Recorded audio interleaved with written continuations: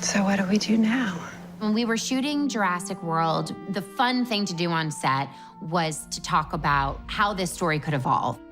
This movie is not actually a sequel, it's part of a trilogy, so it's designed to be number 2 in the story of all 3 movies. Action!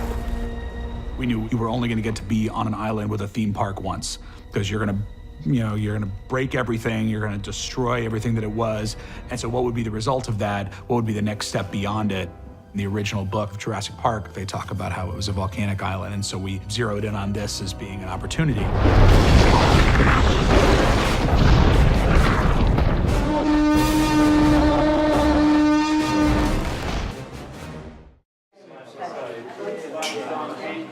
I'll watch this behind the scenes stuff, and I'll be like, Chris, take a breath and just shut your mouth for 2 seconds, but I can't. It's a compulsion. And then she laughs every time. It's so nice. It's so nice. I'm so privileged to be the audience to your nonstop talking. Aww. I've got one really long chest hair. I think we've established that. She's always on the hunt for it. Gross. There we go. That's how we get pumped up. Rocky, and then the Muppets. I know, I just came down here because I was like, I hear the Muppets. I think there's great chemistry between Bryce and Chris, but I think it's evolved to a point that now they can basically find a new way of relating to each other, which has just as much comedy as it does drama. Chris was saying, let's just like feel it out, like Let it happen. Let it happen in the moment instead of predetermining it. Yeah. And she said, great, but she was faking it, and she had already predetermined exactly. I know what I'm gonna do. So this is the last shot of the movie. Chris, what's your job on this movie? I am an actor. Can you tell me some of the other movies that you've worked on in the past? You may know me from Jurassic World. Yep. For somebody who doesn't really know what an actor does, how would you describe what your job is and what are the most important elements of your job? It really depends. Today, it is important for me to walk down a stream and turn my head a certain direction and squint my eyes. 3, 2, 1, action!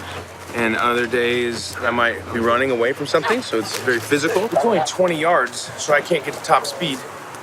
I'm probably only going 60, 65 miles an hour on that run. And then there are also moments of fear and a little bit of levity. Chris, what was one of your favorite movies from childhood? One of the movies that made you kind of want to do this? Anything with Jim Carrey and anything with Sylvester Stallone. Your career is a combination of Jim Carrey's and Sylvester Stallone.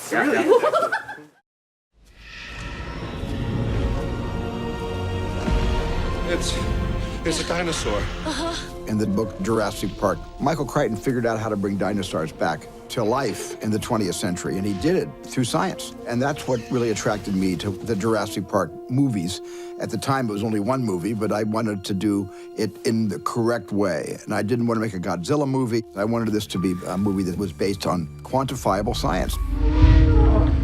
I remember very well the first time I saw Jurassic Park. I think it's the first time I was in front of a movie and I was aware that I was watching movie history. I knew that from that moment on, everything would be possible to put on the big screen, no matter how crazy that would be, in a realistic way.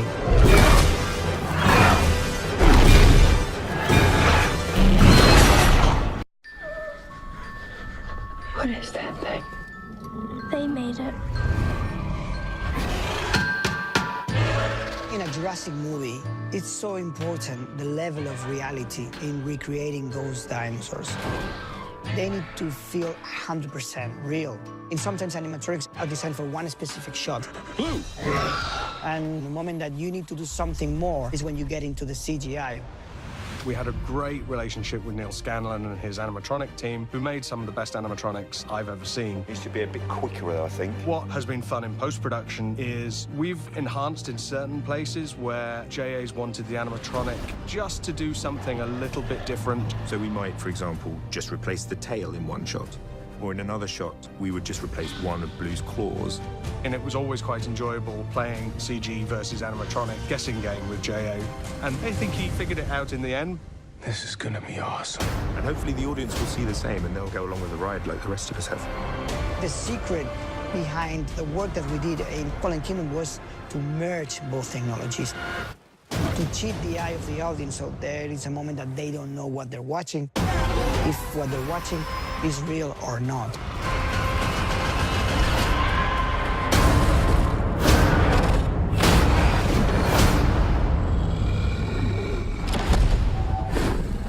So you did all your own stunts on this, or you had a... No, I had a stunt man, but I don't think there were any stunts on this that I didn't at least attempt to do. Are any of those in the movie? Your attempts? I think there are. You know, there is one. Oh, that the you rolled T-Rex. through the T-Rex. The T-Rex, like doing the somersault through a T-Rex off of a truck. That's real. That was a real T-Rex. That was. Yeah, we did it. We did it like 3 times because like there's this trick in the stunt world where you have a stunt man doing a spectacular thing and then he dips out of frame and then the actor pops up, you know? And that's always such a giveaway. You know that the actor didn't do the stunt. So we were doing this and the momentum every time it kept bringing me down below frame. It makes you a little nervous. Pat was like, come on, hey, listen, it's early in the movie. Take it easy on your body. I was like, Pat, I can do this. What's the point of having me do the stunt if I leave the frame? One more, I got this. And I did it on that one. I banged my elbow so hard, but I was immediately embarrassed that I wasn't gonna say anything. They're like, you okay? I was like, am I okay? Yeah, I'm fine. This movie was, it hurt my body. I just got banged up on this one. Owen didn't somehow. He had a little grazed cut. Oh, he got grazed. Yeah, there was a little graze. Yeah. I take it back. Yeah, he got a graze on his eyebrow. I mean, that's a massive range of motion that you've got. The work with the animatronic has been for us one of the most exciting moments in the film. What Neil did with the design and the mechanics of these animals was amazing. This kind of like shaking that was very effective. The actors hadn't really seen Blue in a full glory. And so they walked onto the truck that Blue is on, and there's no one in sight. There's just a dinosaur lying on the table, breathing and shivering. Wow, that's really good. And they just completely engaged with it. I like actually that freaked out like a all right, it's a little too real for me. I'm good. I couldn't help but freak out the entire time. Like it was, as if I was in front of a real dinosaur. It sweat, it drooled, it blinked, it had eye fluid. It was just the coolest thing I've ever seen in my life. This is super disgusting. The kids will love this. We are beneath the table on which rests Blue, and each of these levers controls a different portion of her, from each of her fingers to articulating her wrists, shoulders, elbows, her jaws, her eyes. There's a whole team of dudes down here. Hey guys. What's up?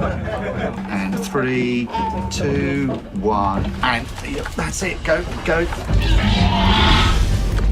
It's amazing where technology and then this very ancient art of puppetry come together and you get a velociraptor. No. Can you feel that? Yeah. Okay, here we go. And action. We have our T-Rex that can be puppeteered from below and from the back. And so those scenes were built specifically to be able to use animatronics in a way that we couldn't in the first Jurassic World.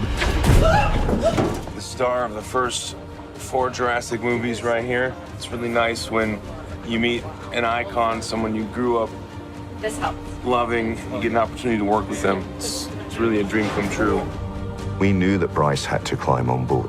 And it weighs tons, and it has a huge amount of power and aggression, and so we also don't want to injure her. So there is a soft section in the middle of the neck, which is designed almost like a sort of saddle. There are grab handles that are hidden, so she can hold the T-Rex. Good job. You're making this look totally normal. So there's about 8 puppeteers. There's a person at the back that does the lifting of the entire body. There's a person, or 2, which operate the main neck. The head is controlled through a radio control system. There's another puppeteer who's looking after the eyes, the eye blinks. Another one that's looking after the breathing and the nostrils. And then one other person who's looking after the jaw. We wanted to get the feeling that she was snoring away and dribbling. So this floor became rather treacherous as the day went on. We mixed up a mixture of clear and white slime, which is pretty awful. Fantastic, isn't it? It's great.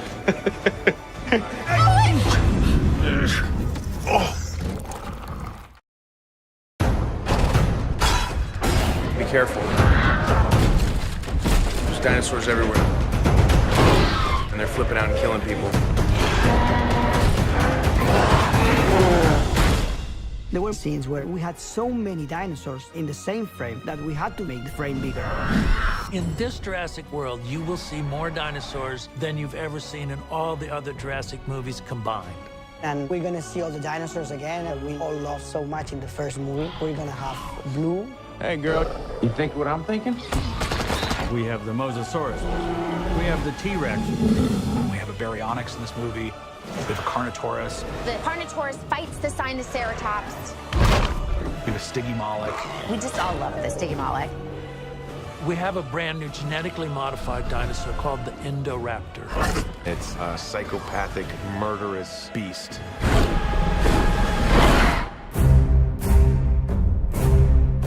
We're dealing with animatronic dinosaurs. It's so cool, and the animatronics are awesome. I think what the fans of the movie like is that we still have those real dinosaurs for the actors to interact with.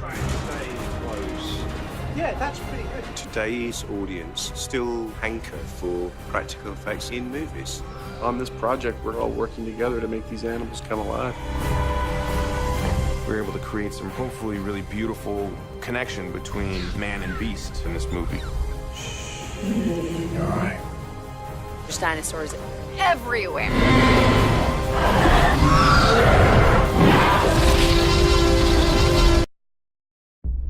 How many can you save? 11 species. Blue is the last of her kind. You'll never capture her. We thought you might know someone who could help. There's a sense of majesty to these dinosaurs. They are awe-inspiring. They really appeal to some desire in us to just look at them and watch them. They're beautiful. These dinosaurs were of this earth 65 million years ago, and now they're in a place that is completely foreign to them. I wanted to identify the human angle. How would you feel if this happened to you? If you were brought into a world that you didn't belong in anymore? The whole movie is about empathy. Empathy towards the dinosaurs, and this moral debate of what are they going to do.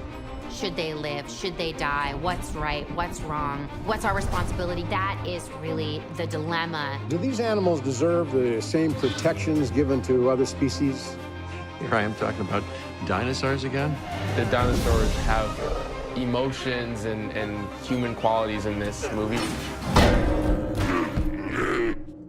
In order to be able to make it grounded, the best place to look is to the real world. You have to be able to understand that animal world show and express pain. On this project, we're all working together to make these animals come alive. Just like the animals around us today, they had environments that they lived in, long gone, but was very real. An entire generation has grown up in a world where dinosaurs are living and breathing. We will save them for our children. I hope this film touches people and leads to some action for the conservation of animals worldwide. Hey, Blue. There are these reaction videos that are online on YouTube of people watching the trailers. And what they'll do is people will make a compilation of all of them and they'll put them in this grid. So you're watching different people react in real time as they laugh and they're surprised and they can't believe there's a Carnotaurus in it. I will sit and watch that for a while. And it's very entertaining and it's like having the lights on in the theater. Yes, yes, yes. People at my gig come up to me and they say, hey, can I film something? Do that scene with me you did with Laura Dern. And they give me a glass of water. Yeah, and they want me to do that, you know. That's really what they want me to do. I'm gonna ask you to do that again. There's like this memeable thing that happened with Owen when he was trying to back down the Raptors as they moved towards him. I thought that was pretty cool. Okay. I get that sometimes where someone will come up to me and they won't even say anything, but they'll just adopt that posture to show their appreciation.